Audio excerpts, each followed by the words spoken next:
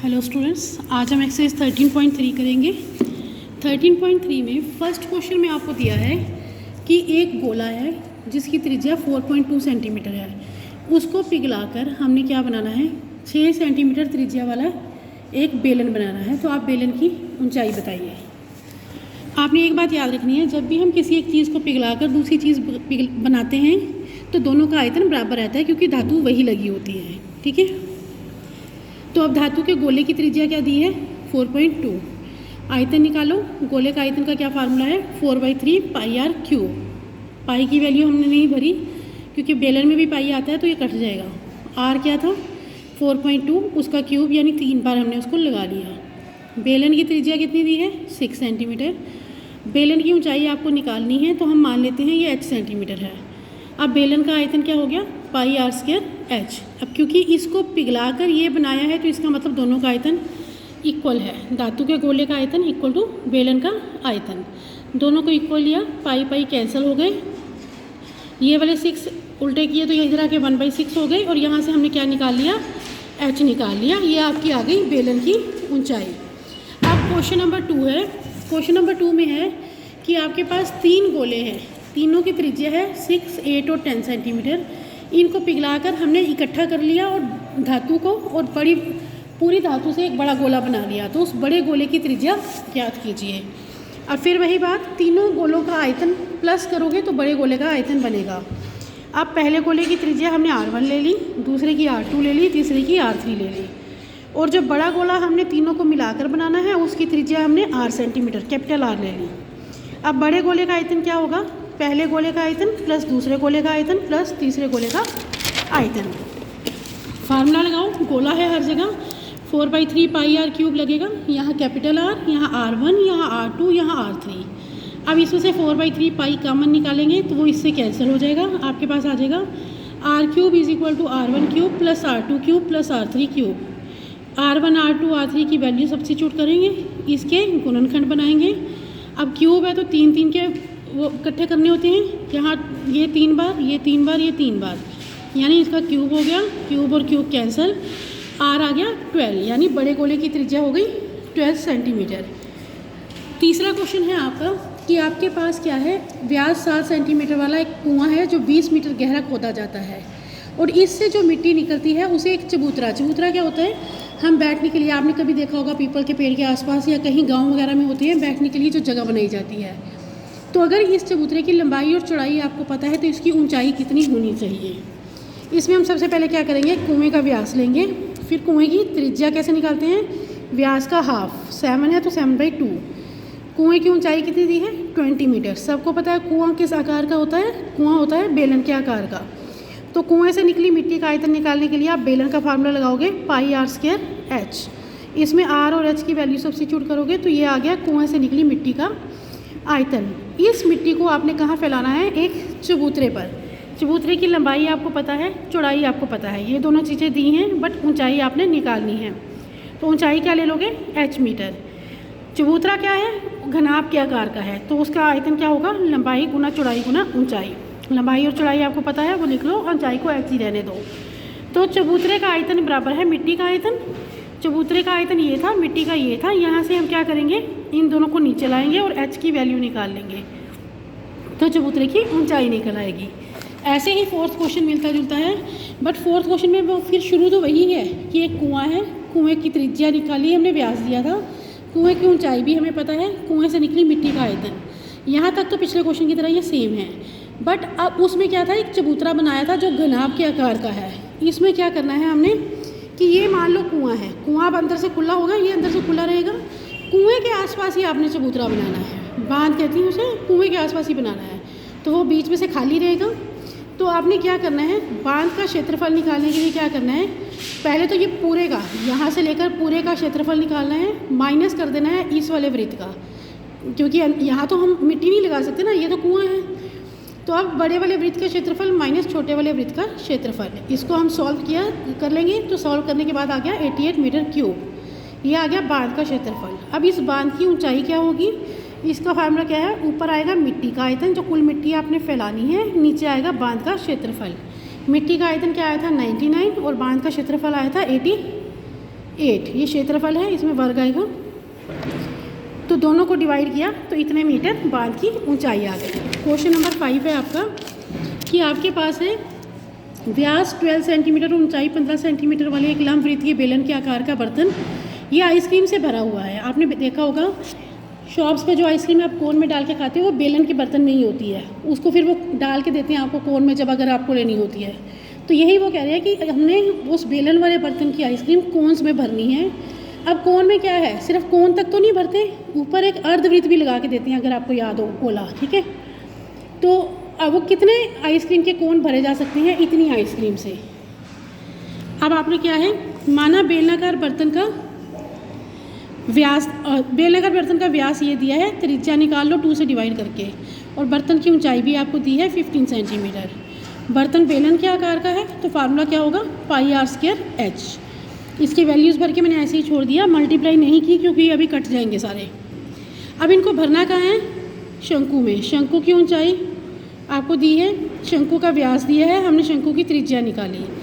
एक शंकु में आइसक्रीम का आयतन, एक शंकु में आइसक्रीम का आयतन, कितनी आइसक्रीम आएगी, वो आएगी जितना शंकु का आयतन है प्लस ऊपर अर्धगोला। आइसक्रीम के ऊपर अर्धगोला भी लगा के देते हैं ना। तो इन दोनों की हमने वैल्यूज़ भरी, आइसक्रीम आ गई आपके पास 54 पाई सेंटीमीटर क्यूब। तो शंकुओं की संख्या, कितने शंकु भरे जाएंगे, हमेशा मैंने कहा संख्या निकालने के लिए ऊपर बड़ा आयतन नीचे छोटा आयतन। बड़ा क्या है, बेलन का आयतन, और नीचे क्या है, एक शंकु का आयतन। इन दोनों की वैल्यूज़ हमने भरी, इनको कट किया तो आंसर आ गया 10 शंकु, ठीक है। 6 क्वेश्चन है आपका, एक विमाओं, मत विमाओं हो गया, लंबाई चौड़ाई ऊंचाई वाला घनाभ बनाना है आपने। इसके लिए कुछ सिक्के पिघाले गए, सिक्के यानी क्वाइंस, सबको पता है। उसका व्यास इतना है और सिक्के की ऊंचाई 1 सेंटीमीटर है। सिक्के तो कम ऊंचाई होती है ना, तो इतने कितने चांदी के सिक्कों को पिघालना पड़ेगा। एक सिक्के का व्यास दिया है, 2 से डिवाइड करिए, त्रिज्या निकल गई।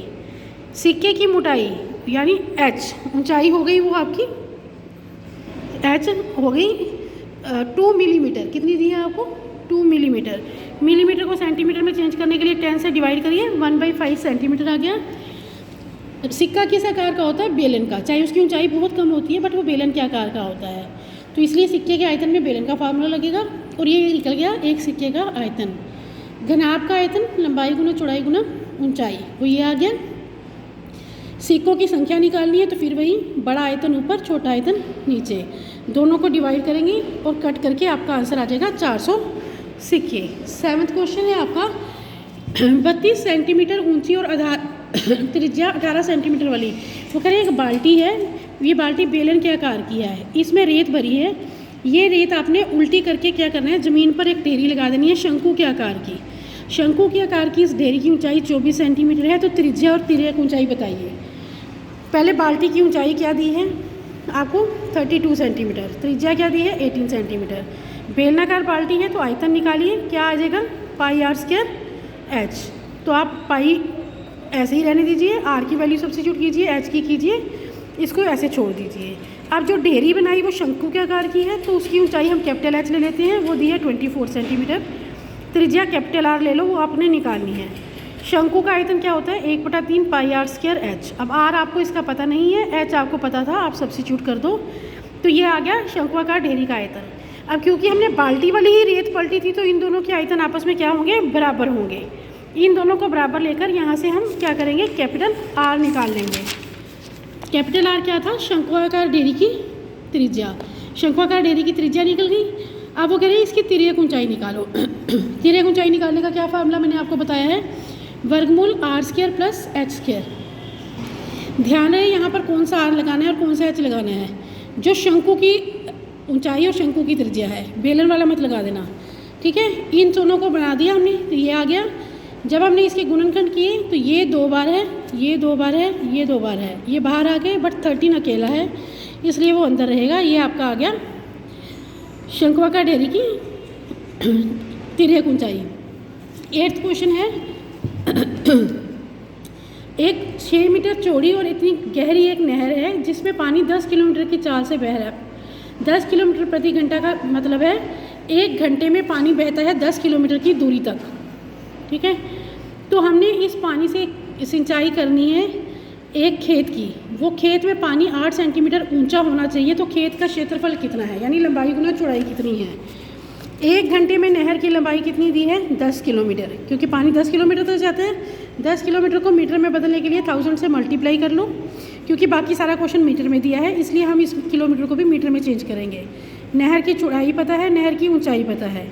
तो 1 घंटे में पानी का आयतन क्या आएगा, लंबाई गुना चौड़ाई गुना ऊंचाई, ये आ गया। ठीक है, 1 घंटे में कितने मिनट्स होते हैं, 60 मिनट्स, यानी 60 मिनट्स में पानी इतना बहेगा। तो 1 मिनट में कितना जाएगा, ये 60 जो है मल्टीप्लाई वाला वो डिवाइड होकर नीचे आ जाएगा।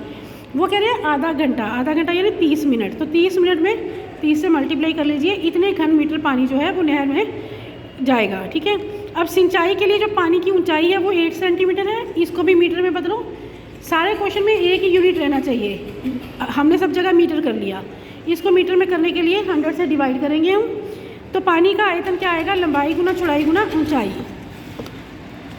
अब पानी का आयतन क्या है, हमें दिया है इतना, तो लंबाई गुना चौड़ाई गुना ऊंचाई हो गया इतना। ऊंचाई हमें पता है, इसको उधर ले जाके उल्टा कर दो, कट कर दो, आपके पास क्षेत्रफल आ गया इतना। तो यानी हम आधे घंटे में इतने क्षेत्रफल की सिंचाई कर सकते हैं।